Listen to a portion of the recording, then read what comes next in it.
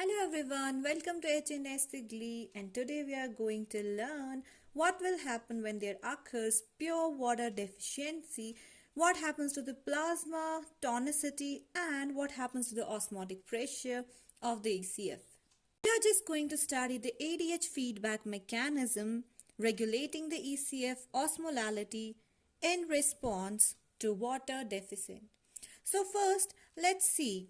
When there occurs increase in the ECF osmolality, that means there is the increased sodium ion concentration, and that causes the special nerve cells, those are known as the osmoreceptor cells, that are present in our hypothalamus, that are present in the anterior hypothalamus near the supraoptic nuclei. Okay, so near the supraoptic nuclei, these osmoreceptor cells, what happens to them? They shrink. When there is water deficiency, there will be increase in the sodium ion concentration that will result in the shrinkage of these osmoreceptor cells. When these osmoreceptor cells shrink, what they do, they send their signals to some other nerve cells that are present in the supraoptic nuclei, and these signals will be relayed down to the stalk of the pituitary gland, to the posterior pituitary gland. Once this is done, there will be action potential created, as a result of which there will be release of the ADH. And this ADH is actually stored in the secretory granular vesicles in the nerve endings. So there will be the secretion of the ADH in response.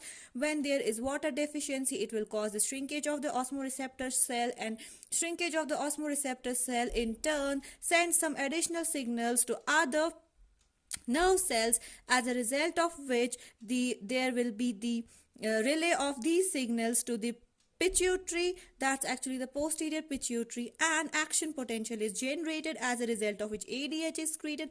Once the ADH is secreted, what happens? It enters the bloodstream, and via blood it reaches to the kidneys.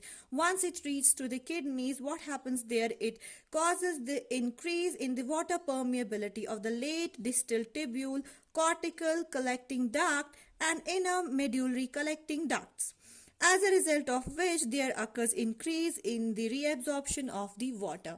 So in this way, what happens? The deficiency of the water is just maintained when the water is again reabsorbed by our body, as a result of which there will be a balance created again. So what we can say, water is conserved, sodium and other solutes are secreted with the urine. This must be noted down here that if ECF becomes hypoosmotic, that means if there will be decrease in the ECF osmolality, that means decrease in the sodium ions, then the opposite occurs. Whatever happened here, the opposite of it will occur. Thanks for watching.